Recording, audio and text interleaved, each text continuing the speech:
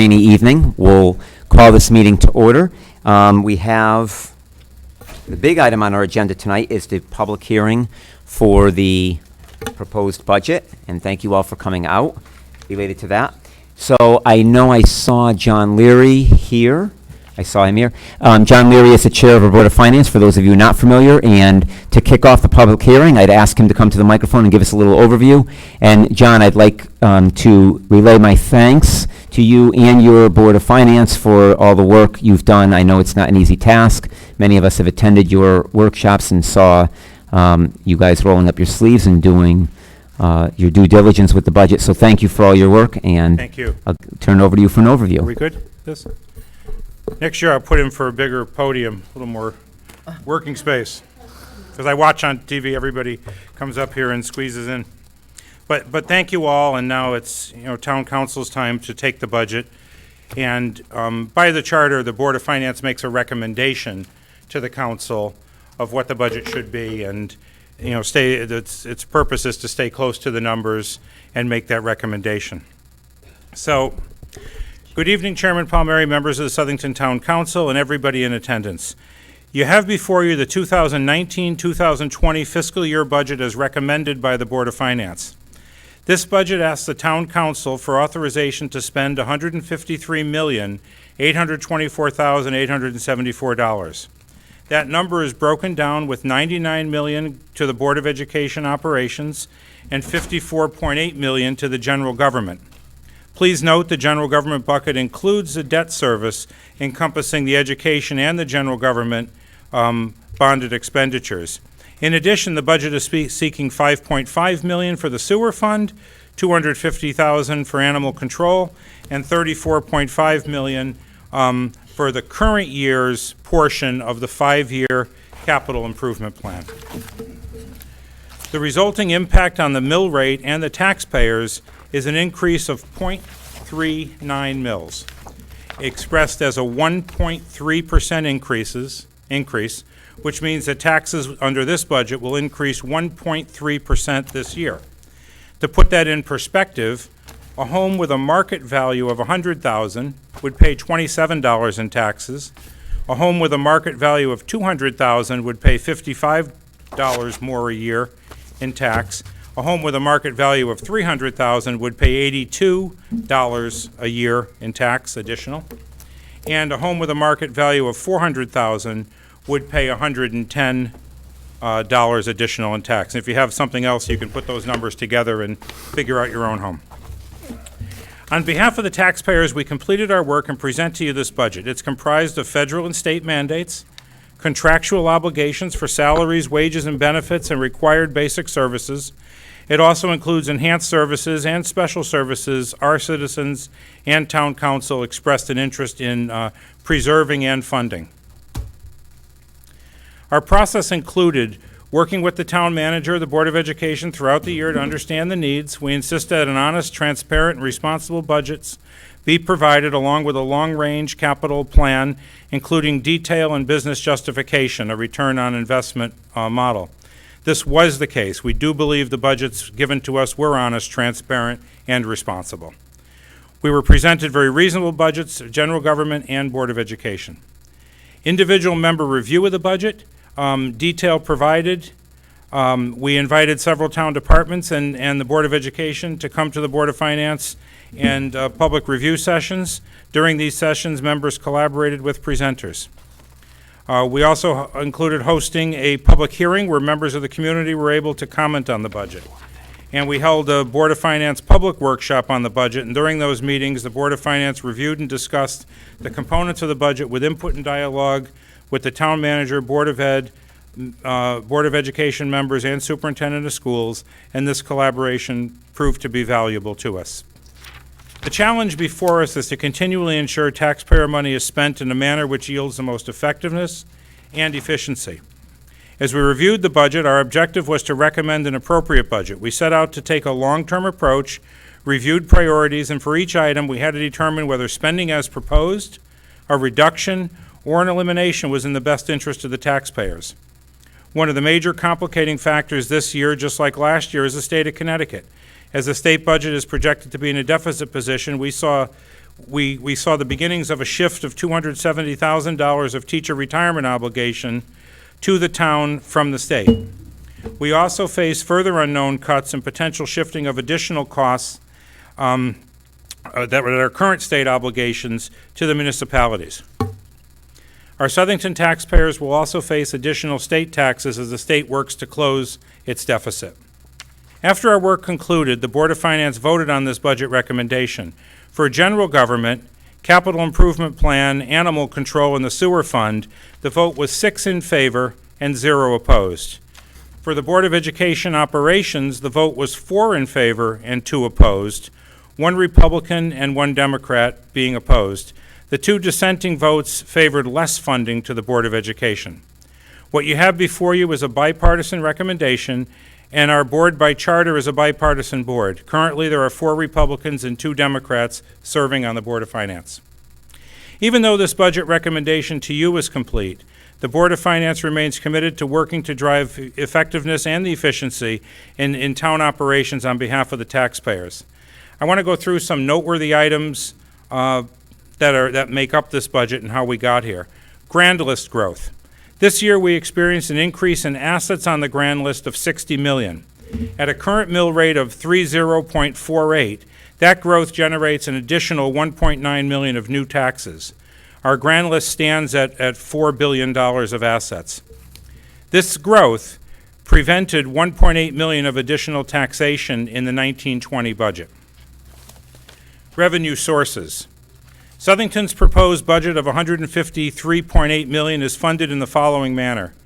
General property tax will provide $125.9 million. State grants provide $22 million. Billings for town services and interest income provide $4 million. And using the excess fund balance in the rainy day fund provides $1.9 million. Use of contingency. Contingency, as we define it, is an unassigned expense item in the general fund budget. It's essentially a budget for an unknown at the time of budgeting. Typically, we budget approximately $850,000 in contingency. At times when union contracts are open, we include expected retroactive wage increases blended in there as well. This year, our contingency of $1.1 million includes the $850,000 standard contingency and $200,000 additional. Notable items.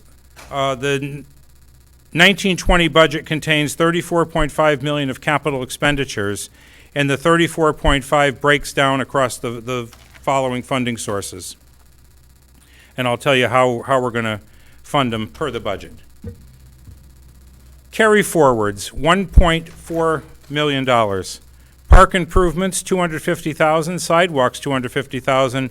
Police body cameras, $187,000. Townwide information technology upgrades, $150,000. High school boiler, $104,000. Board of Ed additional heating repairs, $87,000. Highway and parks equipment, $71,000. A fire vehicle, $65,000. A fire communication system, $60,000. Fire department security system, $60,000. Board of Education building projects, $50,000. Library architectural plans, $35,000. Air conditioning for fire company number 5, $30,000. And a portion of a new shuttle bus that cost $70,000. A portion of it funded from last year is $17,000. Cash funded, $550,000. Police radio service contract, $392,000, and road improvements, $159,000. Funded by grants, $12.7 million. The sewer fund upgrade, a total of $19.5 million, $5.8 million grant funded in this year. Plantsville Center, $2.5 million. Spring Street Bridge, a total of $2.9 million with $2.3 grant funded. The Marion Avenue Bridge, grant funded at $1.1 million. LOSIP, $283,000. That's local capital improvement plan. The other piece of the shuttle bus, the $53,000, is grant funded, and roads, $526,000. The next item is the use of the rainy day fund surplus. So in the rainy day fund, we have our amounts, and we have a surplus above the policy required. Certainly, we're above the minimum. We're even above the maximum. So we have a surplus of 1.9 million that we're going to use for capital improvements. Remember that when we draw from the rainy day fund, we do it for emergencies or very special and unique or one-time expenditures. And if we have excess in there, we turn it back for capital. So of the 1.9 million, we're going to purchase a fire truck for $775,000, redo the parking lot at the highway garage for $363,000, and work on Plantsville Center, $300,000, a dump truck for $232,000, and a generator system for the police department of $196,000. Items to be bonded: the sewer facility upgrade, $13.7 million of that. The Spring Street Bridge, $600,000 of the $2.9 million to do the work. And to purchase municipal center, we have it in here to be bonded, this is this building, of $2.9 million. And road improvements, $900,000. Couple last points. Balanced budget and the rainy day fund. We consider this budget a balanced budget for the 7th year in a row. Prior to 2011-12, the unassigned fund balance was used to balance the budget until we implemented a plan to reduce and eventually eliminate the use of the fund balance in the budget. In October 2013, the policy floor was raised from 9% to a more conservative 10% of operating revenues, and we maintain approximately $16.9 million in the rainy day fund, representing 10% of revenues. At June 30th, 2018, the rainy day fund was at $22.7 million, an all-time high. The use of $1.9 million in the 1920 budget would leave $20.8 million, or $3.9 million additional above the policy floor of 10% of operational revenues. Without any other changes to the rainy day fund, we will sit at 12.6%, and our fiscal policy stipulates that the excess can be used for capital projects or debt reduction. Actual fund balance can also be used for emergencies and one-time opportunities. As far as our debt, according to the state statutory debt limit, it's 7 times annual receipts from taxation. So the town of Southington is permitted to carry approximately $822 million of debt. At June 30th, 2018, our outstanding debt was $151 million. So we're entitled to carry, or the max we can carry is $822, and right now we have $151 million in debt. Debt service payments as a percent of general fund expenditures are currently 7.2%, below our limit of 9.5%. And that's all I have. There were a couple things, I'm sure the town manager may have mentioned them. We had an increase to MERS that you'll see.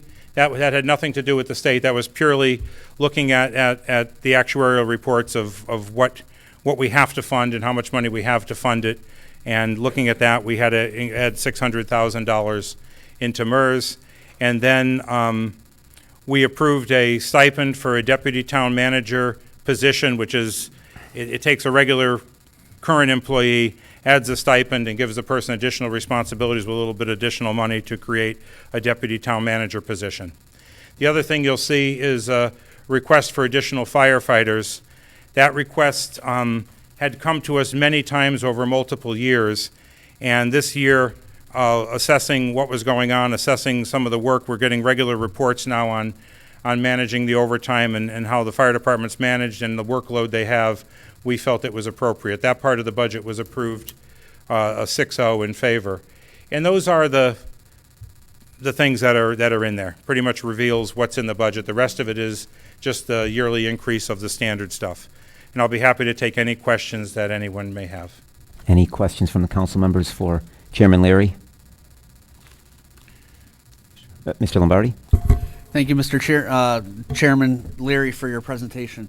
My question is focused on the capital improvement plan, and I was hoping that maybe before the council votes on the budget in 2 weeks? 3 weeks. 3 weeks, that we can take a look at the past 3 fiscal years and look at the capital projects that were paid for in cash by the taxpayers, what projects have been completed, and what projects have not been completed. So more or less, we can show the taxpayers, you paid for 50 projects, I'm making up the number. Right. And this many were completed. And if they were not completed, where does the money reside and things like that? Because I know that. That would be the finance director will be able to answer that question for us. So when, not right now, the councilman is asking for the last 3 years of cash capital items, what has been completed, what hasn't, and where we currently stand for the last 3 years. And just understand, what we have is a budget, so it has budgeted numbers, they're estimates at this point in time. So sometimes a project may cost more, may cost less, and sometimes a project might not get done at all. It may be in the budget and then never happen, but we'll put that together, we'll have that list put together for you. Thank you. Thank you. Any other questions for Chairman Leary? Okay, thank you, Chairman Leary, for your work. Just three points to highlight that Chairman Leary had mentioned. I'd like to just acknowledge and thank our town staff, again, for 2 years of phenomenal grand list growth. Last year, we had 1.6% in the grand list growth, and then, as the chairman mentioned, 1.49% for the grand list growth for this year. That is huge for our taxpayers because it certainly helps to offset some of the burden that might otherwise be placed on taxpayers. So that's very huge, and I want to acknowledge all the departments that worked to increase that grand list. The second point I just want to echo is and really thank our town manager, working with our department heads. Budgets are reviewed on a department by department level, and money is reallocated if it's not used right around this time of year, April or May, and that is done in essence to reduce additional expenses for taxpayers for the next fiscal year, which is what we're acting on tonight. So thank you to our department heads for being vigilant with that, and thank you to our manager for working with our department heads to do that. And finally, I just want to acknowledge the shared partnerships, especially between the Board of Education and the general government side of the budget. Two in particular are shared staff, I think, especially with our human resources manager. And second is the building that we're currently sitting in. You mentioned that in your overview as well. And it's a true asset to have shared services in this one building. So just want to continue those partnerships and wanted to thank you and highlight those points. Okay, thank you. So with that, at this point, the microphone is now open for any resident. I'd like you to please feel free to come forward and speak. We'd like to ask you to limit your comments to 5 minutes, if you could, and start off by stating your name and address for the record. Okay, so with that, the microphone is now open for any resident.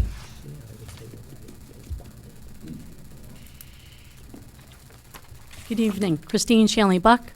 I'm sorry, say the address too? Address, please. 358 West Street in Plantsville. As I'm sure many of you are aware by now, I was appointed to the Fire Commission this past November. What an eye-opening experience it has been. Upon his hiring, Chief Butler was tasked to do a complete analysis of the fire department and come to the departments with his needs. As part of that analysis, he determined that there is a severe shortage of full-time firefighters in our town.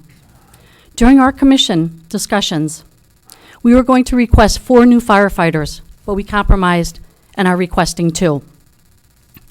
In the past few weeks, as our town has suffered from large, devastating fires, it has blown my mind with the behavior and responses I have received from some members of the town council with regard to this request.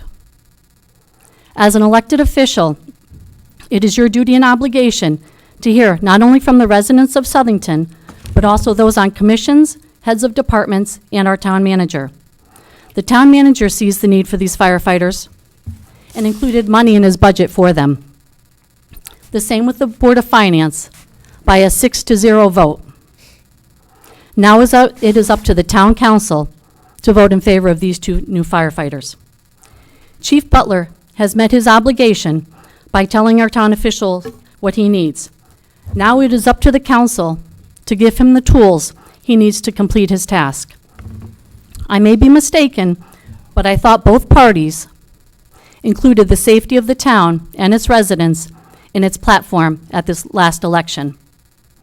Now is the time to stand behind your platform and budget for these 2 new firefighters. Over the years, our town has added significant residential housing as well as commercial buildings, Yet over the past 8 years, not one firefighter, full-time firefighter, has been added to the staff to keep up with all this building. This is not fiscal responsibility, but rather fiscal foolishness and fiscal irresponsibility. Make the right decision, stand by your promises, and approve these 2 new firefighters. Thank you.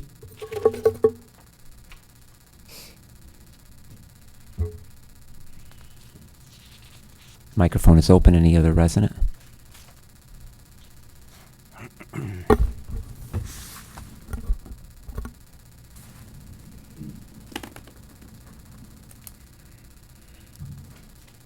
Hello, Mr. Gorowski.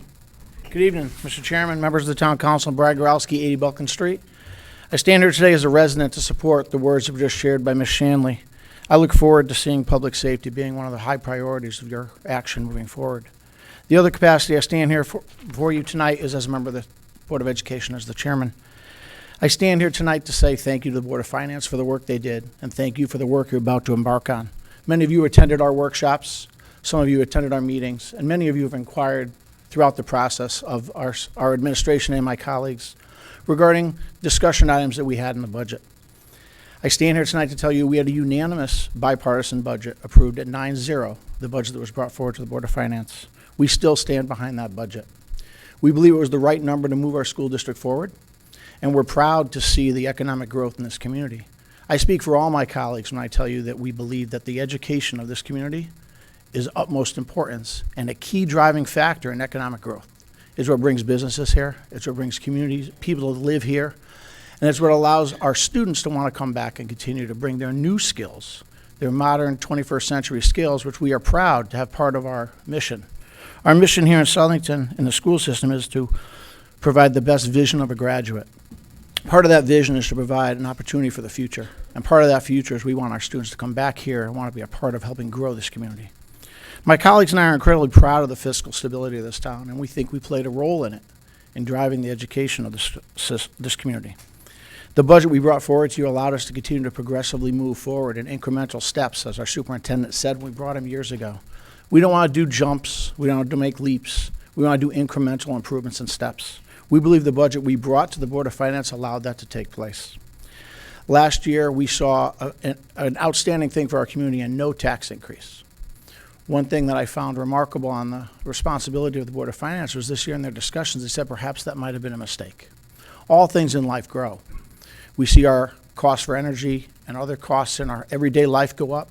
We see costs for business go up, costs for gas, things like that go up. And when I hear my fiscal representatives, the Board of Finance, say perhaps a 0 last year wasn't right, I respect them for their knowledge and their ability.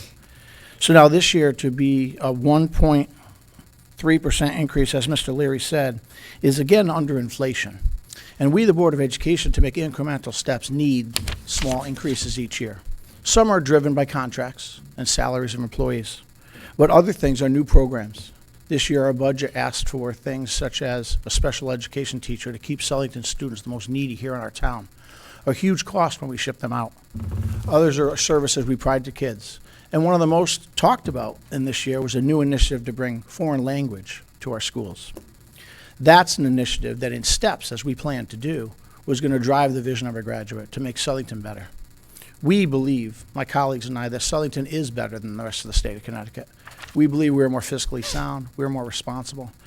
And I ask you on my colleagues' behalf to consider the original request we made. It was reduced by 1.1 some odd million dollars, which will not allow those new initiatives I just spoke to take place. It may even require small reductions to some of the services we currently provide. We stand by everything we do in our schools, and if we didn't, we'd modify that to allow new initiatives to take place. But the budget request we put forward is what we believe drives our system forward and makes our community better and stronger. So we ask you to consider the original request that we had, which would be $1.1 million, one where the Board of Finance approved. With all due respect to their work, and I respect your decision if you choose to follow that path, but I want you also to look deep into what our original request was. If my colleagues, myself, the administration, Ms. Dinello, Mr. Cannellan, and Mr. Medancy could help you in that decision, we'd be happy to do so.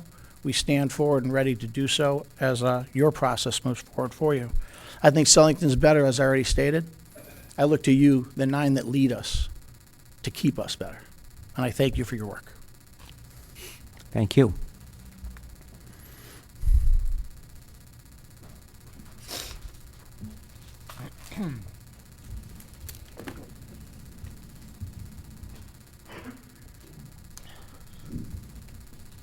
Hello, Mr. Perry. Hey, how you doing?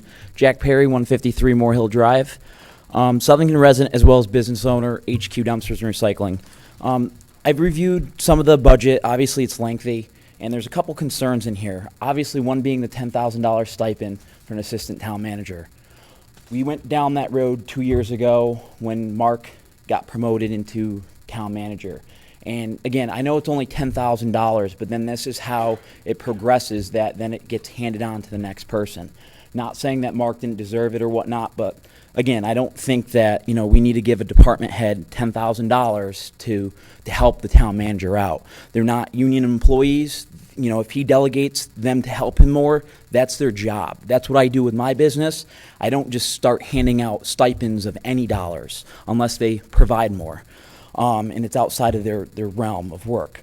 Another thing is, I attended several public works meetings, and, back in the fall of last year, one of the trucks got decommissioned for a $3,000 repair. Now I see a $210,000 line item on here. And I know I spoke to some people, and I guess the trucks are needed for snow removal, which is definitely a concern. Especially we run down the streets and it affects our service levels. So to spend $210,000 versus a $3,000 repair for a snow truck kind of makes no sense. Then you got to look at other towns and municipalities. They use a lot of contractors. At $170 an hour, you could do the math. I think we had 40 snowstorm hours this past storm, or this past winter with using subcontractors. So it's simple math. $210 divided by about $170 an hour, you could get probably 15 years worth of a contractor on the $210,000 item on here. So, those are a couple concerns. Obviously, we got to cut some of this wasteful spending. Our town's growing. We are blessed.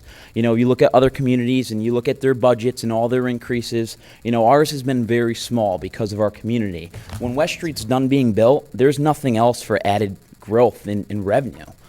So again, look at our state. These are issues that our state's dealing with that was created 20 to 30 years ago, that now it's starting to plateau. I don't need to see our town in that position in 20 years. I plan on not leaving here. So again, some of this wasteful spending I think needs to be addressed, and we just have to be more, savvy with spending our money. That's all. Thank you. Thank you.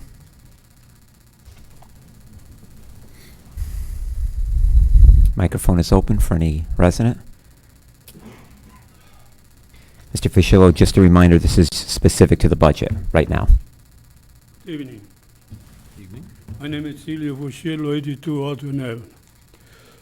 The first man they spoke about a rainy day. When it comes a rainy day, bring an umbrella. It's a do all the time. It is not just against the teacher and everything, but the point is, to the life, my knowledge, the only you teach take money, they hear us say, and I quote a newspaper, Town Attorney Mark Shaw, the request if you town the council look into the statute, confirm the town council does not have any authority to the Board of Education. Now, if the council do not have authority to the Board of Education, then the people in the Board of Education should not be in the council and run the government. And 117 here the money. Average about $90,000 the board annually. I never saw in my lifetime. No contest. They come here and talk. And then, here was a teacher, Edward Macheski. In 2003, I got rounded up by the town, hang off of me like a pig and cost me money when I went to court because they want to send me GSSC in jail. Now, they praise the people property. That this, the values cost so much, the third one cost so much. If this cost so much, buy it. I had an old talk years ago. This was worth $3,000. I put for sale at $1,000. I never sold. That's just the game with the money. Nobody can contest how much. Everybody got to make a living. But years after years, I knowledge and everything else how you rip off the local community. We as a people, you as a people, I am a peon. People see me. But when this man make me hang off, it cost me $1,000 to defend myself, which I don't even have.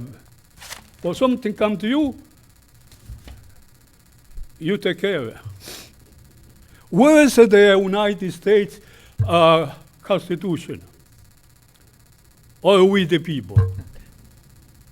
I am against this, not because I swear all a lifetime, I try to tell everybody, nobody ever come to me and say, what happened to you or to somebody else? Because the money do not come from your pocket. Year after the war, the people still in the street say, give me your wall. If you have money, you give the wall. Here, you just have to give it. I had a white seller one time, but when I got restriction, not to go in the town's property. I said to him, I called, I said, I got to pay my tax. I said, talk to the manager. So I got to pay my taxes. Send a check. What the hell you? I mean, you're dead, rest in peace. But I got to send a check to you. I don't go on your property. And we call America this. I work for America, free. I am against this kind every 2 years. This years, where I look and it will double this $90,000, $100,000. Over time, but this and that. Of course, I remember years ago when we were at the high school, all of the teachers talk with the kids. No, they come here and tell you what you should do. If I have no money, I still have to pay you. A house, you put the price, I'll sell it to you. I mean, where we are here in this world. Let's come a conscience. When it comes to the money, there is no conscience. Then what the citizen supposed to do? Thank you, Mr. Lie Fischello. after lie. No, thank you. I just wanted to swim the price because... Mr. Fischello. One minute, I'll get one thing. When I went at Board of Finance, he said 3 minutes. We gave you 5 minutes, but unfortunately, we need to move on. The fellow said 3 minutes with the people. When I ask something, he made believe they don't understand. When the manager I said the answer the question, I told him he don't even answer me. I said to him, you raise $150 for me, I could buy a medicine, I don't want to give you the Mr. raise. Fischello, if you have any questions, I'm sure you can reach out to the manager. We'd be happy to help you. Thank you. The microphone is still open. If there's any other resident that would like to speak, again, just start by stating your name and address for the record.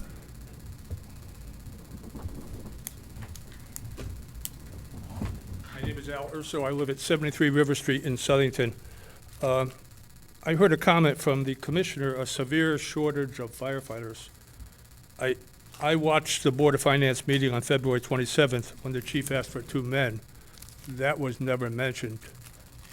His intent was to hire 2 men, I think at 206, the way I understood it, was to hire 2 men at $206,000, and that would help reduce his overtime by $100,000. I'm concerned that it was never mentioned that there was a severe shortage. And if we do have a severe shortage of firefighters, 2 men isn't going to help. One more comment is Commissioner said that there hasn't been any new firefighters added in 8 years, which is probably accurate, but there has been 2 new firefighters added. The previous town manager replaced firefighters/inspectors with civilians and put 2 new firefighters on the line. So we have picked up 2 men in 8 years without increasing the head count. It was cheaper to hire civilian inspectors, actually probably a good move. It doesn't make any sense to me to spend $206,000 to reduce $100,000 in overtime. There must be other ways to reduce the overtime. The chief hasn't been here. He's done a wonderful job, and I admire him. He really hasn't been here even to put together a budget. He started in July. Which brings me to one more thing. In May of 2018, the Board of Fire Commissioners went to the Board of Finance and requested approval for a safer grant of 4 men. This is May of 2018. Their comment was it would be very difficult for the new chief to reduce overtime without hiring 4 new men. Well, that was not true. The chief came aboard in July and did reduce the overtime. I don't know what number. I've heard significantly.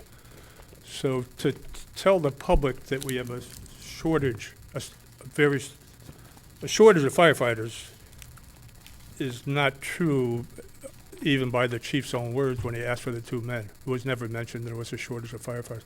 I think we have 32 firefighters and 78 volunteers. I think that's more than Bristol has.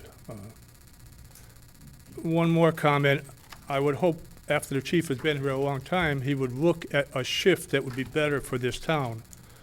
Right now, we work 24-hour shifts and then get 3 days off.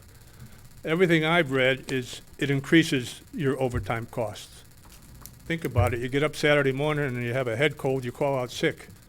Someone has to replace you with 24 hours of overtime. That's a significant increase. That's a big cost to replace 1 man. And that's what happens now in a 24/72 shift. In addition, 60% of our calls are between 6 a.m. and 6 p.m. We have 78 volunteer firefighters that are available after 6 p.m. and probably till maybe 5 a.m. Why would we operate a shift with a combination department of 24/72? And the only reason I get up here and spoke was the fact that they said a severe shortage of firefighters. I don't think that's true. Thank you. Thank you. Any other? Green.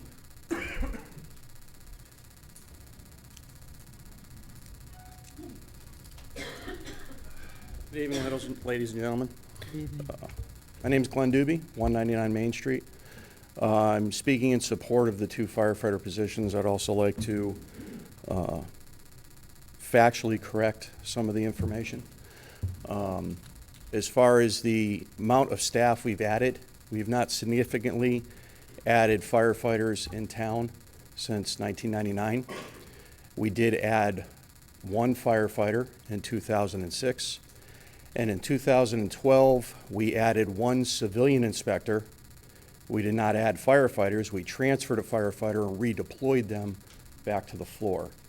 So we've added significantly in 1999, 20 years ago. And we added 1 in 2006, 13 years ago, if math serves. As far as what Ms. Shanley Buck said, I couldn't agree more. We all have a duty to the town, the 9 of you, as well as myself, the firefighters represented here tonight, and the administration. When Chief Butler was brought in, he was brought in after a nationwide search,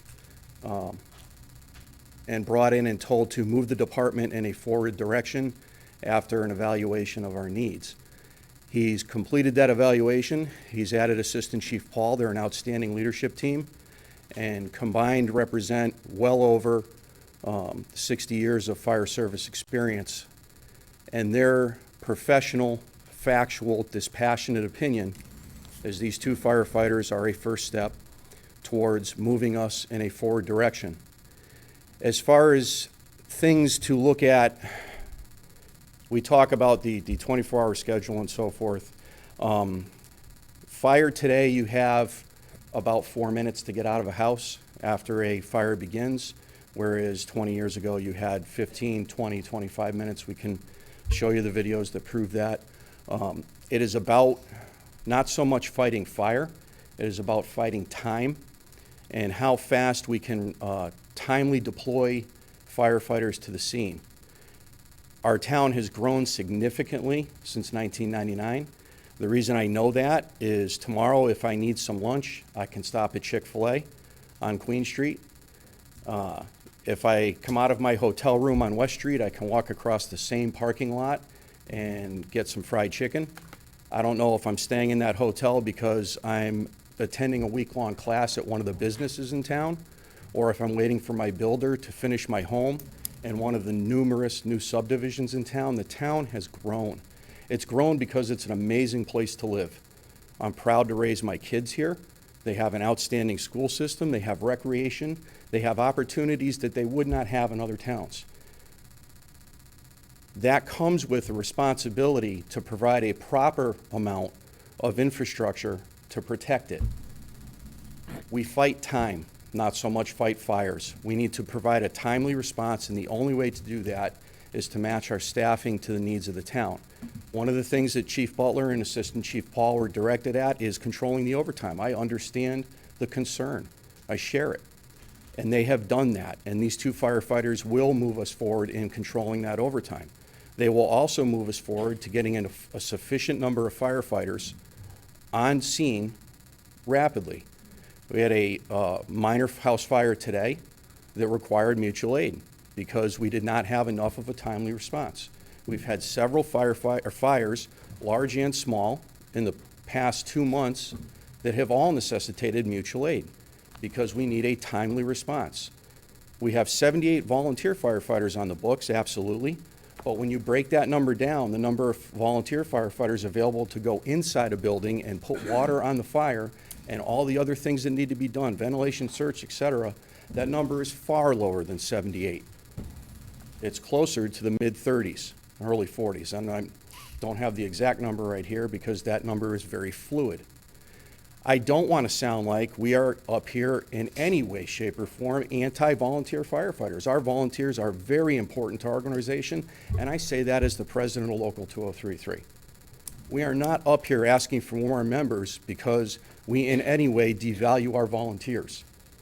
We are asking for more firefighters, and I'm asking you to support those two firefighting positions because as a union leader, I have a responsibility to the safety of my firefighters, paid and volunteer, but I answer to their families, and I have a responsibility to the people who call 911, and I answer to their families. You share in that responsibility as our town leaders.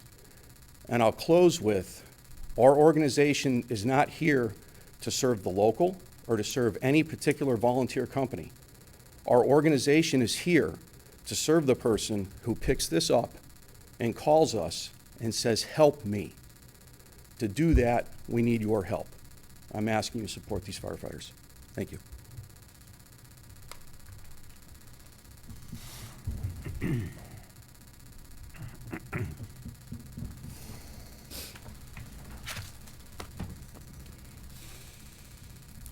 Good evening, Mr. Brown. Good evening, Mr. Palmer. How are you? Good, how are you? Bob Brown, 587 Burt Street in Plantsville. I taught for 41 years in this town and loved every single minute of it and miss it. And then ran for the Board of Education, and I'm honored to now serve this town as a member of the Board of Education. I feel compelled to talk tonight not as a political person, but as an educator. There seems to be a perception out there by some people that education now is the same as it was 5, 10, 20, 30 years ago. If we make some cuts to the Board of Education budget, we can simply make some classes a little bigger and we can move forward. I'm here to tell you that enormous change has taken place in our society, and as a result, in our young people and the schools they attend. Our society now has a powerful influence of social media, of negative political discourse, and of open and accepted name-calling and insults of people someone disagrees with. Like it or not, all those things impact our young people. A recent presentation I attended as a member of Rotary about problems that our young students bring to pre-K shocked me. Not only have iPads become babysitters for some people, but some parents spend more time, and I'm not saying everyone does this, but some parents spend more time and attention on their cell phones than paying attention to their kids. That's the world we live in. As a result of many factors, those included and other things, our younger students have less self-regulation, have fewer interpersonal skills, and bring emotional issues never seen before in the numbers we now see. Their world is changing around us, and we need to change to meet those new needs of students. We cannot pretend everything is as it was 20 years ago. I taught at the high school. I had classes sometimes of 31 students in my class. To try doing that today and have a teacher stand in front of 31 students and lecture them or whatever is simply not effective anymore. I'm not going to talk about numbers with you, only ask that you be aware of these increased needs of our young people and thus of our schools. This is a caring, wonderful town. I've raised my family here, and my kids are fortunately out there being successful because they went to this school system. We all share the responsibility to meet the needs of our young people. There's a second quick issue I'd like to mention, and some other people have mentioned this already, including Mr. Leary. There are a number of items in the Board of Education budget that are mandated to us by the state that were not there last year. For example, passing some of the cost of teachers' retirement to the towns, something I think we probably would be unanimous in this room that we're all against. However, it's a possibility. To simply believe we can absorb those costs and cut somewhere else to make up those costs is false. We may end up eliminating personnel with some of those serious budget cuts when our enrollment is not going down and the problems that our young people face are in fact increasing. So I want to thank you for your public service. As someone who also serves the public, I understand the difficulty of the decisions here. And I think we play different roles, and I absolutely respect the role you all play in this whole process. So thank you for listening. You have a difficult job. I don't envy you. I know there's nights when we have a difficult job too. So thank you for listening. Thank you. Thank you.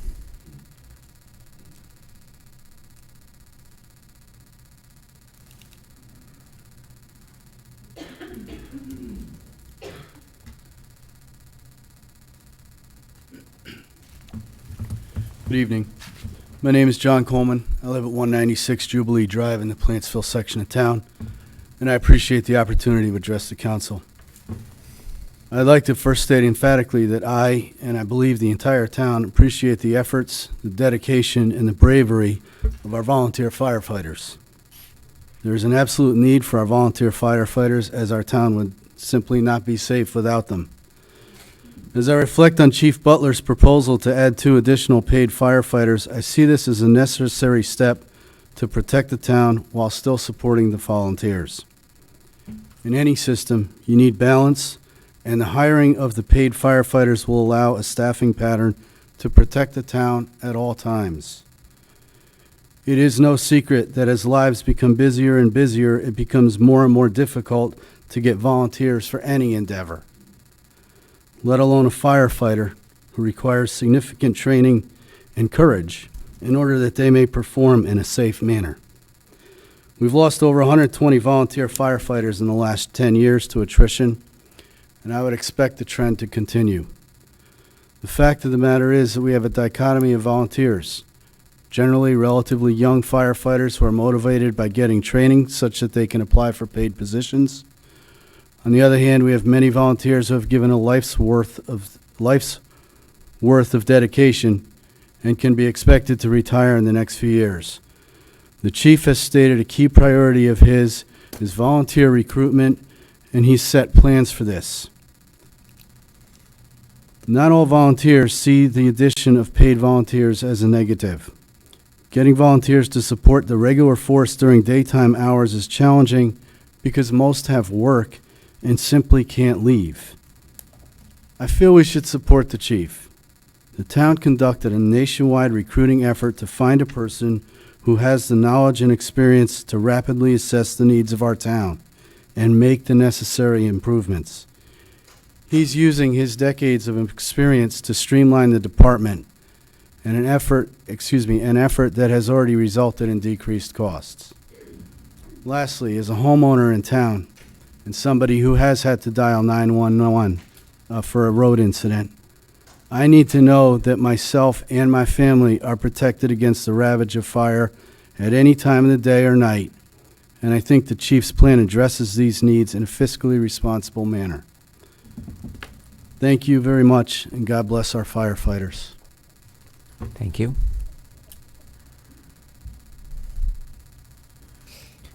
Microphone is still open for any resident. Excuse me. Good evening. My name is Kathleen Riley. I live at 45 Hawthorne Drive. I'm here tonight to speak with you regarding this year's Board of Education budget, of which you're voting on shortly. I have lived in town for the last 4 years after living in another residence in Southington for 10, but I grew up here. I came back, like many people do, to the town that once provided a wonderful place to have a family. I attend many public hearings, and the ones I can't, I watch online. I read the op-eds in the paper and try to follow closely what's happening in the place I've chosen to live while raising my own children. A common thread I see is that we don't want to raise taxes, and we don't want to increase the mill rate, which is understandable. However, I think we need to shift the way we view the situation. Many people propose they shouldn't have to pay for schools because they don't have school-aged children. But my question to them and this room is, who here has encountered a youth today? I'm sure most of us have. The youths in our community volunteer each and every day. They sing carols to the elderly during the holidays. They bag groceries at our local grocery stores. They mentor your children and your grandchildren in karate or at the local YMCA at Camp Sloper. They help the elderly, the homeless, the less fortunate. As a generation, they probably donate more time to our community than any other. We need to reciprocate and invest in them. Like a seed, they need to be supported and nurtured in order to grow. If we are successful at investing in them, they will come back to our community and give back as adults. Some of you on the board here grew up in this town. You are actual examples of this metaphor. We need to invest in them so they continue to invest in us. Invest when they're young. It will provide the best return. I know you don't delegate where the money is spent. I will certainly address the Board of Ed when the time comes. However, the Board of Ed can't allocate any money to any child without your support. In order to help students become more global citizens, they need to have buildings that are not falling apart. They need to have smaller class sizes for early interventions, both academically and for mental health. They need the appropriate staff in our buildings to support all students on a daily basis. They need foreign language built into their elementary schools to make them more culturally and cognitively aware. Our students do well for themselves, yes. However, when you look at them in comparison to the state and the country, they're not competing. They are not afforded the same education due to our lack of funding. The teachers in our district are doing things daily above and beyond their required responsibilities. What if they stop? What if they find a job that better supports them financially in a district that isn't constantly threatening their funding? Then will we sink further below our ranking? Students will become even less competitive. What if the families begin to realize the town is consistently underfunding the schools? What do we do with the new developments when people start to leave to find a district that supports education funding? It's up to you to make sure that those questions are questions we don't need answers to. I read in the paper that this is the largest increase in the last 10 years, and it may be, but 10 years ago, I paid less for gas, I paid less for cable, I paid less for milk. It's an inalienable truth, costs rise. The cost of keeping valuable people in our town has risen. We need to meet the need of the town. You need to ask the Board of Finance to fully fund the Board of Education budget. I'm aware that as elected officials, you need to speak and vote on behalf of the people who voted for you. However, the people most affected by this decision are not able to vote. They are simply too young, and their future is in your hands. Their parents, who I'm certain want to be here, can't be because they're picking up their sons and daughters from sports. They're getting them dinner, they're putting them to bed. They are trusting you to invest in their students. They voted for you to do the right thing when it comes to securing the best possible education and the best possible environment for their children. What if you saw one of those parents tomorrow and was posed the question, are you going to fund my child's education? Would you be able to say no with a sound heart and mind? Would there be any pause in your response? If there would be a pause, you need to ask yourself why. Is what I'm voting for what's best for our town? Please consider asking the Board of Finance for the additional funds needed so that you can be confident when asked if you're supporting our community. There are gardens of little seedlings relying on you. Thank you. Thank you.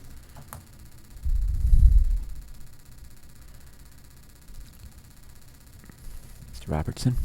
Mr. Palmieri, how are you today? Good, how are you? The one thing I just want to, I guess, if you Oh, don't. miss- if you don't I'm mind, just sorry. say your name and Chris- address. Chris Robertson, 47 Coles Avenue, Plantsville, Connecticut.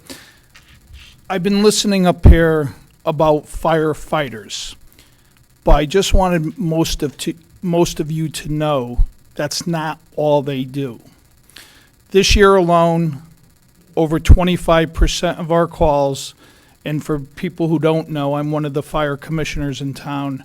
I've been on the fire commission for 3.5 years.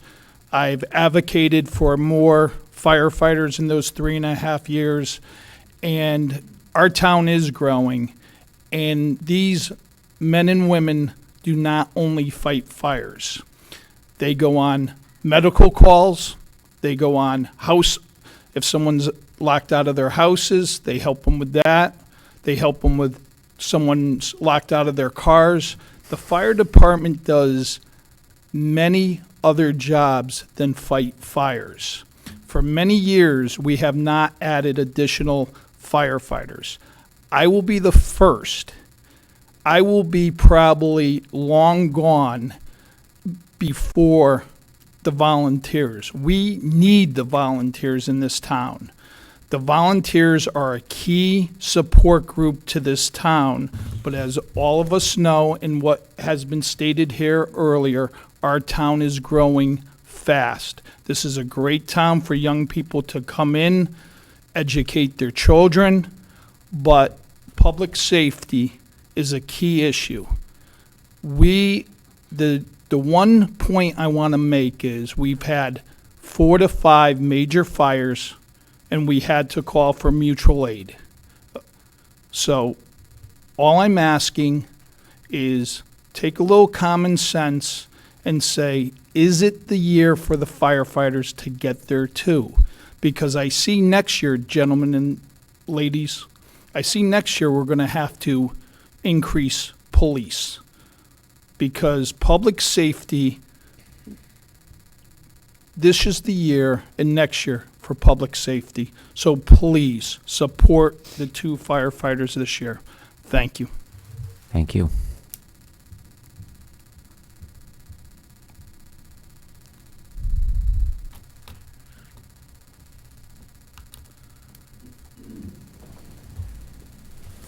Steve Leggett, 64 Rivercrest Drive. And just sitting, I haven't been here for a long time, but I just read and listening to these gentlemen and ladies talk about the fire departments and the safety aspects of things. A concept went through my mind. I always try to conceptualize. And the concept had to do with needs versus wants. And what this group is really talking about, to me, the outsider coming in, these are needs. And these are things that you have to address. Needs versus wants. I reflected back on the, I think we've owned 4 or 5 houses in this town. And at different points in time, as kids are growing up, or new kids coming into the family, well, should we put in the new rec room? And we would sit down and we'd look at the budget and we'd say, well, probably not this year. Oh, but the roof has to have some repairs. Well, that's a need, so we got it repaired and we got it done. Until such time that we had the revenues coming in that could support the wants. These guys are talking about a need. And I believe everything that my former colleague Bob Brown had to say in terms of education and the complexities that the teachers are dealing with today. I believe it. And maybe it's a case that we need more social workers, maybe we need more psychiatrists, psychologists, and so on and so forth. That would be a need, and I'd have no issue with it. But I do have an issue with a want. A want saying that we have to come in and we have to inject foreign languages into elementary schools. Maybe at some point in time that's a good thing to do. It's a want. It's not a need. It's not the time. Needs versus wants. These are needs. Thank you. Thank you.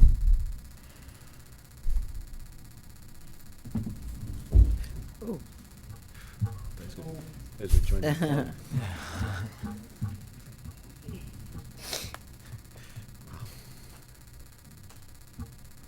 Good evening, everybody.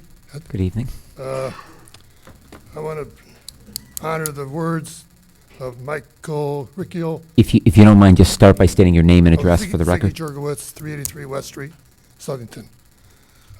As I was saying, Michael Riccio, I want to honor his words. We need to keep the pockets of our local taxpayers, how much you spend. I'm a senior citizen. There's maybe only half a dozen here tonight, senior citizens, but we're on restricted incomes. Whatever you choose, wants, needs, whether you throw money into the wind, you're going to have families on restricted incomes, probably one parent, and they're really struggling. I'm struggling myself. People have mortgages. Short and simple. I'm looking forward to live through all my life, 72 years, and I've seen the town grow quite a bit. I'm on West Street. I see West Street growing like crazy, just like Queen Street. Spend the money wisely, because we're struggling. And fixed incomes, where are you going to get the extra money? So consider that, please. Thank you very much. Sir, you dropped a piece of paper. I don't know if you need that.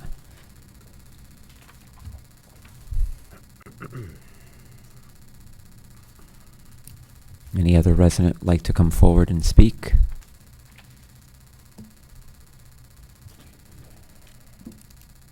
Again, any other resident like to speak before I close the public hearing? All right, and last call. All right, so I will close the public hearing. I'll ask for a 2-minute recess, please. So the public meeting is now closed. Oh, look at your I'm moving around, baby. Here, yeah, right here, just, okay, you'll get this. We're on the same page, right? We got 4. If we could please stand, I think Councilman Barry has the prayer. Oh, I give it to Vicky. Oh, okay. Councilwoman. Sorry. Thank you, Reverend Triano. You picked the prayer off for me. Anytime for you, John. Heavenly Father, may we consider the people of Southington and always render what is right and just for our citizens. Help us to be compassionate and caring for each individual while still seeking what is appropriate for the entire community. Give us wisdom and guidance tonight. Amen. Amen. And can I ask Councilwoman Triano to lead us in the pledge, please? Certainly. I pledge allegiance to the flag of the United States of America and to the republic for which it stands, one nation, under God, indivisible, with liberty and justice for all. Okay, so moving on, our minutes, I'm just looking for a motion to approve. I'll make a motion to approve the minutes. Okay, we have a motion to approve the minutes from our last meeting. Is there a second? Second. We have a motion and a second. Any other discussion? Mr. Chair, Yes, this is the vote for Minutes. the minutes, the April, our last meeting. our last But meeting. at our previous meeting, I asked for an updated March 25th minutes. I just want to make sure this is not involving those minutes. You have that, is that in your packet also? We could attach it to these minutes, the verbatim minutes? Right, but the ones that I saw in the package, I didn't see the wording that I was looking for. I don't think it reflected word for word. So So this is for the April, 2 weeks ago. 2 weeks ago. I'm fine with those You're fine with minutes, that? And but I wanna then, make then sure we, that- then I'll come back to you. So let's Gotcha. approve this first. So all those in favor? Aye. Aye. Opposed? All right, those minutes passed Abstain. and Councilman Deeds is going to abstain because he wasn't here. Mr. Lombardi, the floor is back to you now for your Yes, clarification. thank you, Mr. Chair. So I looked at the email we received last Thursday or Friday from the town clerk, and the minutes don't reflect verbatim what was said. One example is that the question was asked of Al, the Housing Authority Director, about the preference and the legality of Southington residents. And the wording in here is simply preference criteria for housing was explained and discussed. So I was. No, there's a separate, Linda. So did I miss it? No, Linda did verbatim minutes, which I believe 8 pages of verbatim minutes, right? Yeah. I don't think I saw those in the town council package that we received.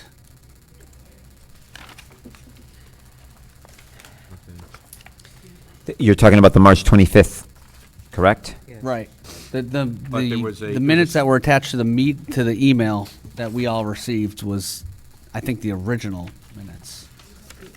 I have the 8 minutes right here, yeah. So we could just discuss it at the next meeting if Yeah, we I just want to make sure, because I know that I was on vacation, but I saw them, that Linda had sent them, and I know Kathy, I thought she sent them out, so I'll double check. They are attached to the verbatim transcript. Okay, look at your minutes. It's attachment number 1. So attachment number 1 to the 8th minutes is that verbatim. Oh, verbatim transcript, March 25th meeting. I knew they were, yeah, I thought so. Copy attached to the minutes, attached. So actually, Mr. Lombardi, that's what we just approved, but it is in here. Okay. It is attachment 1. I'm looking right at it, verbatim transcript, March 25th public hearing. Okay. Exactly.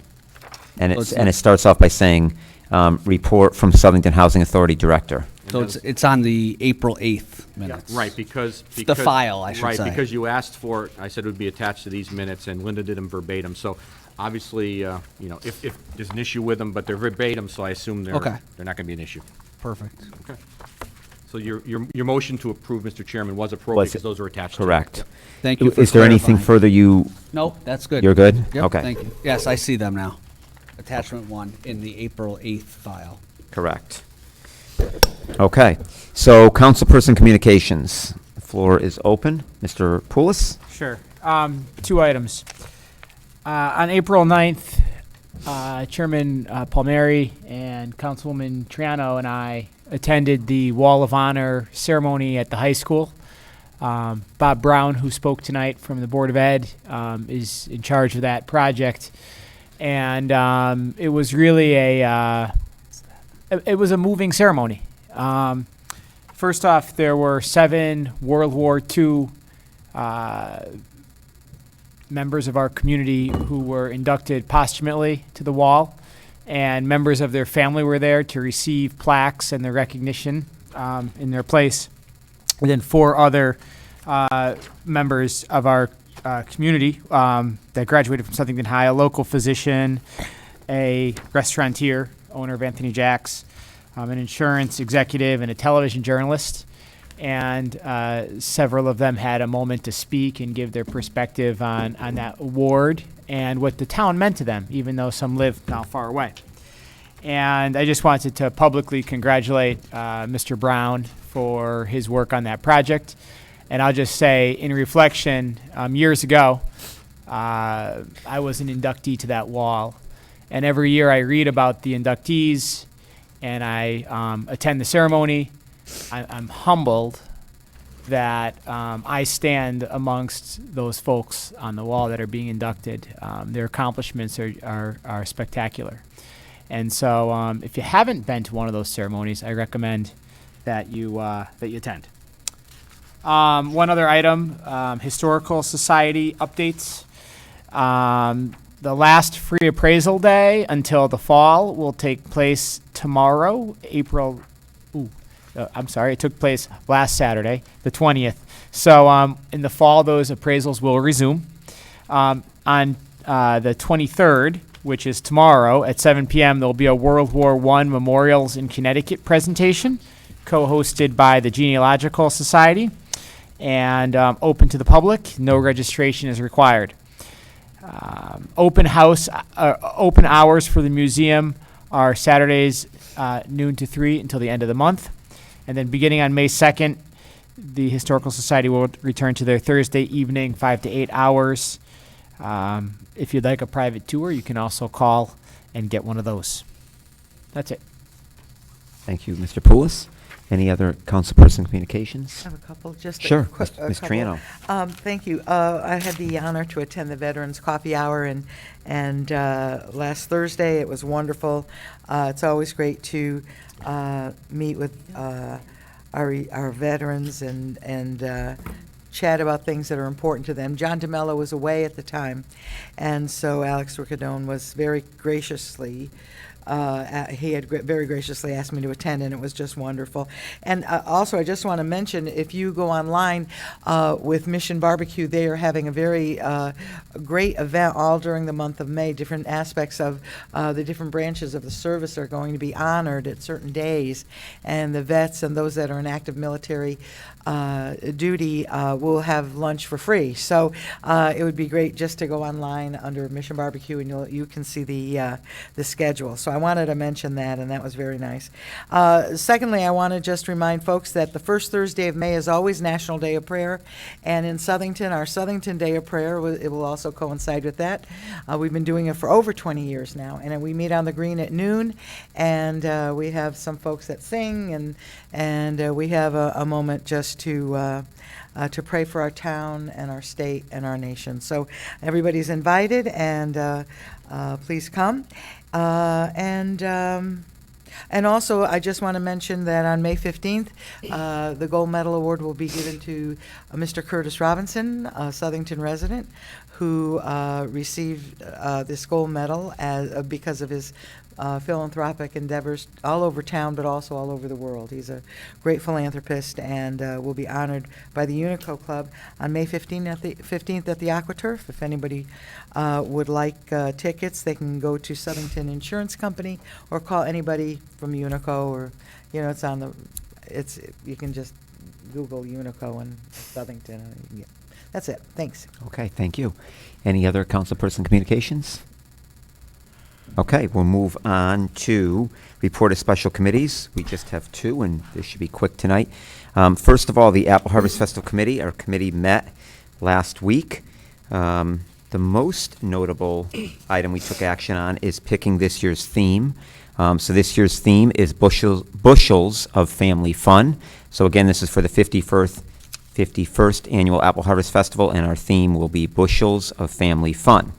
I'm also pleased to share sponsorship information to date. If I can turn the page here. So far we have commitments to date equaling $38,000. So we're off to a great start. If anyone is interested in becoming a sponsor, we always love having new sponsors as well as returning sponsors. So Melissa Kokoza is our sponsorship coordinator, so please get in touch with her, and you can do so right on southington.org and just click on the apple. Any questions for the Apple Harvest report?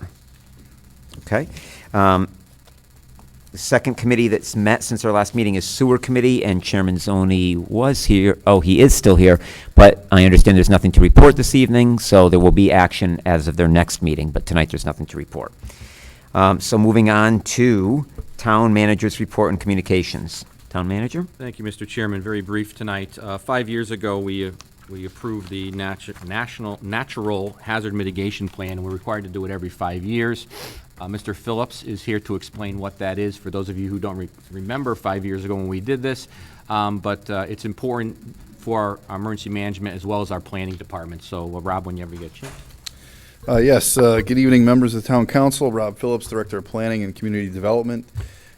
Essentially, in a nutshell, what this is, a natural hazard mitigation plan that's every council of governments in the state has to develop. This would be a plan for all 29, I think it's 29 towns, might be more than that now, in the Capital Region Council of Governments. Southington obviously was absorbed into CROG, as they call it, about 5 years ago or so.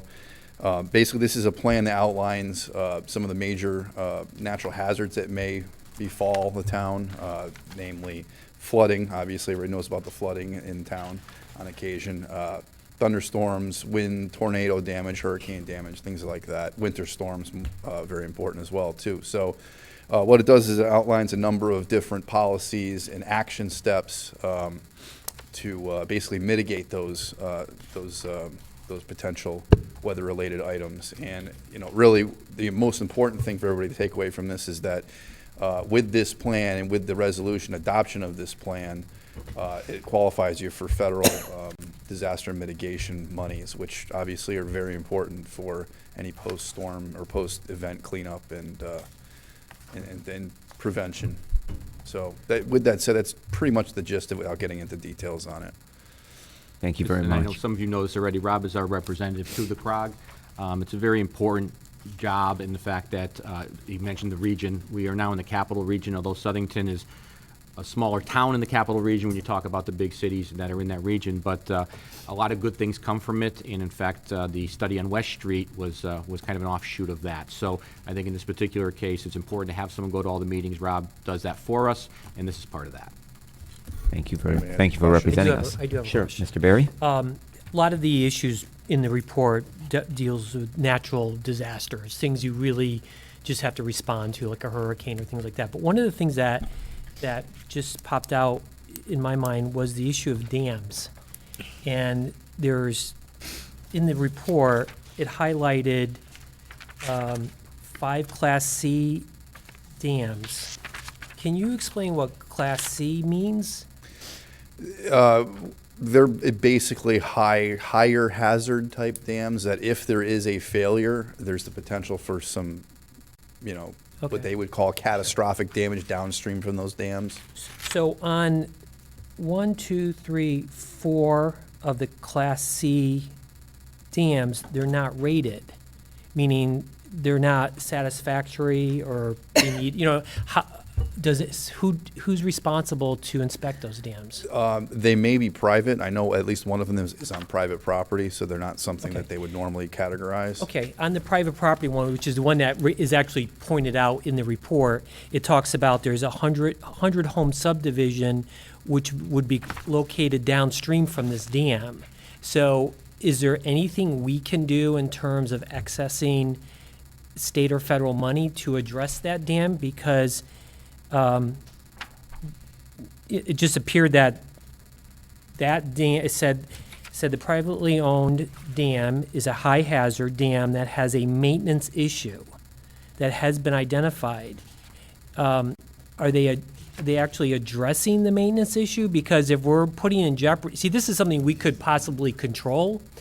A hurricane or a tornado, there's very little we can do. But if that dam were to something bad happen, it appears in this language, 100 homes could be, impacted.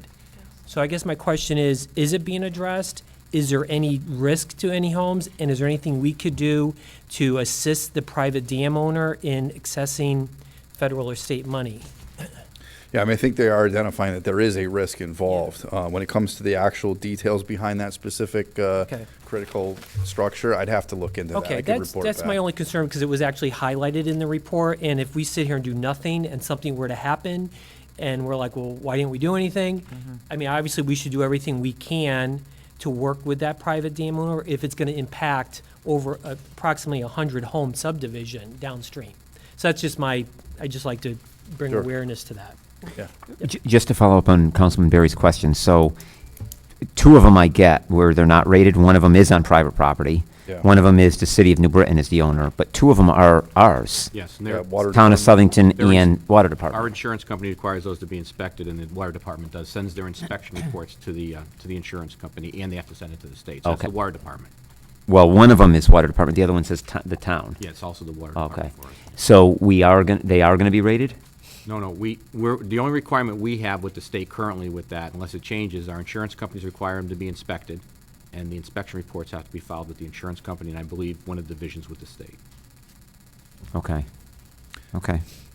So does that mean a rating will be given? Right, I that's- guess we're asking why is there no rating if we're having it inspected? I don't, Yeah, I'd have to look into the protocol behind this. I can certainly respond through Mark's office with more information on that.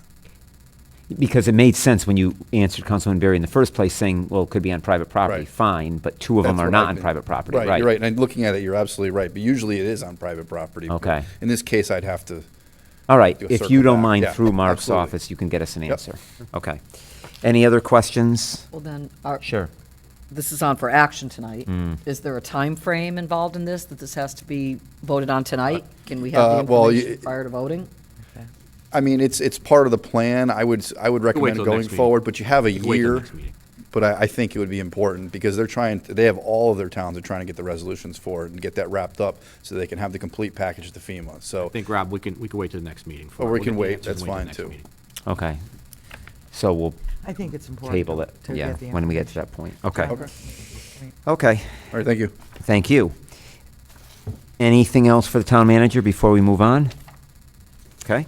Town attorney's report. Attorney Futner? Thank you, Mr. Chairman. I really don't have a report tonight, other than the fact we are still waiting. I know Councilman Lombardi was asking about the FOIA decision. We're still waiting on that, so I have nothing else to report at this time. Okay. Thank you. Thank you. And public communication, the microphone is now open for any resident that would like to speak, and I'd ask residents to limit their comments to 5 minutes, please. Good evening, Mr. Sargent. Hi, Bob Sargent, 25 Birchcrest Drive. Well, I haven't seen you in a while. I've been busy. Life's been busy with my kid growing up. The reason I came up to speak tonight, I've been sparring online with one of the town council members who isn't here, and we're back going round and round about chip seal again. Been about 2 years since you put it out on my street. And I just want to, I mean, there's nothing you're going to do for me, and I said that before when I came up here. This stuff is garbage. When they plow my road, the snow is black. I've replaced the second stage of my snow blower twice. It's in my gutters. It's in my pool. It's in my house. It's ruined people's hardwood floors. It's coming up in big chunks now. The cracks are coming back through the road. Because all they really did, they did a good job sealing it, then they put this crap on top of it. And it's coming off. It's not everywhere. There's places that it did reasonably stick, probably in a more populated road and a street with curbs. Without the curbs, the corners are just coming up in hunks. I mean, I park my cars two houses away to mow the lawn because you're firing it like bullets. It's everywhere. It's raw gravel. You know, there may be a use for it on something like, somebody had mentioned like Andrew Street, where you don't have kids out there playing. When you're up in a neighborhood like mine, and the kids, part of growing up for a kid is to be out playing in that street. When they get out of school, this is what they do, or they should be, especially when you take all their electronics. You know, it doesn't belong in a place like this, even in the best case scenario, even if it did stick. This is like broken glass on the road. Even in the best case scenario, it's still garbage. People are just getting, after 2 years, they're able to start walking on these streets again. Because it was so bad, the elderly can't walk on it. You shut down the roads in a neighborhood. It doesn't work. I understand the money part. I don't, you know, and I know you tried some other options on it. I don't know whether you're, you know, are just talking about it. I actually didn't even catch that if you're talking about going back to it or not. But I'm telling you, 2 years later, in front of my house, down the other end of Birchcrest, they just swept the streets 10, 12 days ago. I could bring you 3 5-gallon buckets right off my front lawn and right off the street there. It's fallen off. It didn't stick in places. And it's not a good choice in a lot of neighborhoods. So, you know, think about that before you do it. Just intervene. We're not using the chip seal method anymore. So I know it was brought up to try to bring it back at some point. well, at some it's level. it's not. I was going round and round with a council member about it online, and you know, I don't know if they were trying to bring. Yeah, no. Well, I'm here to tell you, don't bring it back. Thank. Okay? We appreciate that. Okay. Okay. Thank you. Okay, the microphone is open. Again, if there's any resident that would like to speak. Double barrel tonight. Okay, Mr. Fischillo, again, please limit your comments to 5 minutes. Mr. Chairman, I've been here a long, I guess before you were born. I understand, and you're welcome to speak, but 5 minutes. And Almost before I was born. Thank you. I got lots of thank you for move.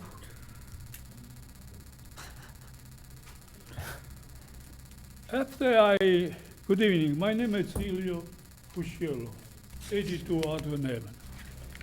After I saw about with the lawyer here in town, I was told, Helio, you have to go to see town lawyer in town. They only can do things. So I went to see lawyer in town, you know, like a mule. Because if you disobey the law, you, it's looking for. And so many years, I understood long ago how to work. First of all, before I figure on, I mentioned to the lawyer at the town, I called the FBI long ago, and they all said to me to see a lawyer Farmington. When I called the lawyer Farmington, he said to me it's what they call interest. I cannot go in. But he gave me a name as Barry Marvin Bates. His name is Michael Barry, Celestine, Iowa. I spent over an hour with the gentleman. And he said, you give. I said, no, I don't give it. They're forcing me to give up. And he, of course, don't take the case.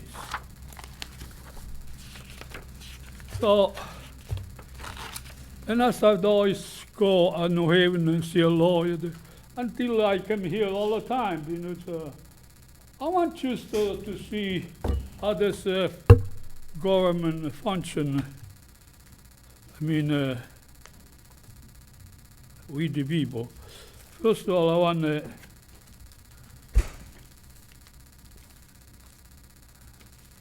you know, in Washington, they say, well, they heal 5 minutes over. I don't know how much they heal here.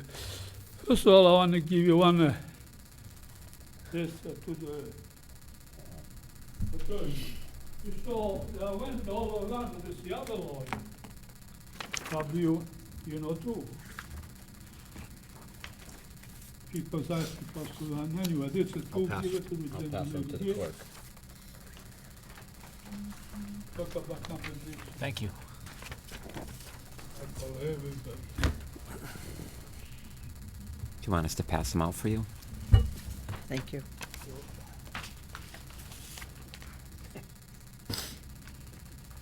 Thank you.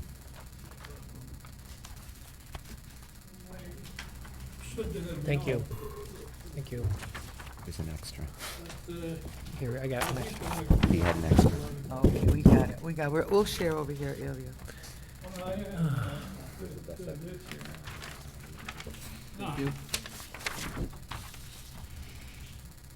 We only live one life, and then we praise the lawyer, praise the doctor, praise everybody. Lost. You see, on this that I gave it just now, I have a lawyer costing me almost $400 from New Britain that night. The council approved $175,000 for disability, but they don't appropriate to build the road. I spent the 22 years for the compensation. Out of 22 years, these two people. Out of 22 years, I got even $70,000. And of course, the back and forth. Now, don't tell me that I don't understand. It's the only reason that you want to keep the people straight. I really know, I mean, that my family, who nobody knows the destiny. But you're doing it purpose. Because you could have done this long ago. But when they come against me, everybody understood how you can. All right, Mr. Fuschillo. Here it is. Thank you. It's very Oh, low. thank you. Thank Oh, yeah, I you. remember this. Yep. Well, do I? No, I don't remember this. Okay. Oh, I do. This is in the corner. Thank you, Mr. Fuschillo. Thank you, Mr. Fuschel. I'll tell you another thing here. Mr. Fischel, this is why I reminded you, 5 minutes. You're limited to, Allowed in the 5 minutes. you're limited to 5 minutes, please. What will you do, Willie? You disregard the law. You disregard the Mr. law. Fischello, You are in possession. I need to ask you to go to the microphone, and we're going to close your time to speak tonight, please. Were you? First term.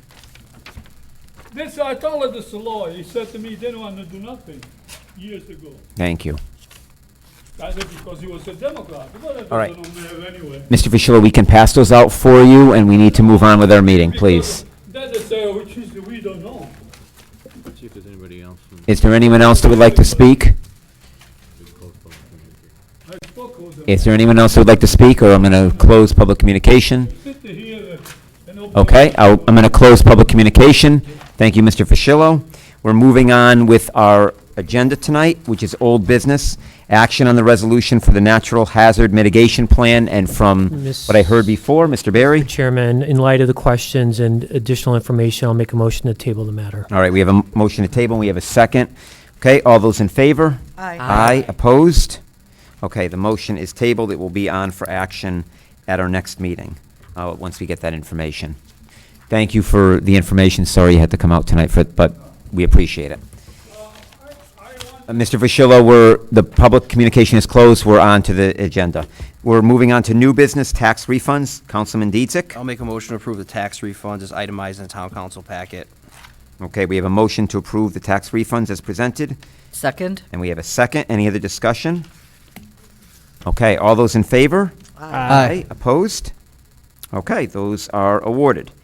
Moving on to appointments. First is Conservation Commission, which is for the manager. Mr. Chairman, I've been given the names of David Byrne, who is currently an alternate. He's been promoted to a regular member of the commission, and Bethany Solari.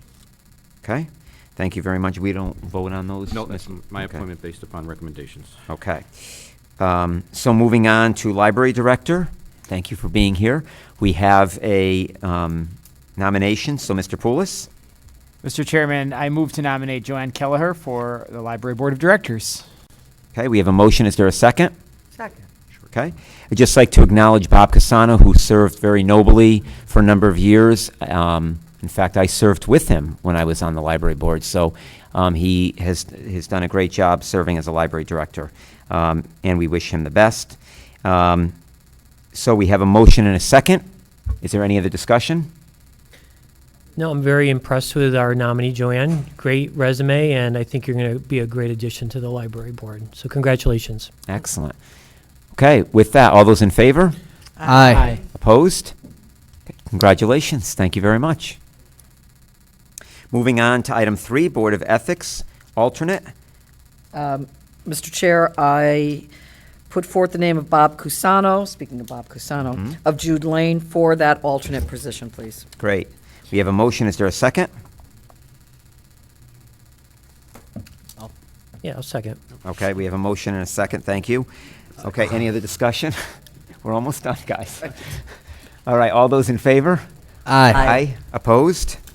Okay, so that passes unanimously. Thank you, Bob, for your willingness to serve on the Board of Ethics as an alternate. And finally, we had named at our last meeting the Heritage Identity Study, which is a newly formed committee. We named 4 members, and we were looking for 1 more member. Councilwoman Morrissey? I'd like to put forth the name Phil Whitting. Okay. We're very pleased that he has agreed to serve on this. So we have his name. Is there a second? Second. We have a motion and a second. Any other discussion?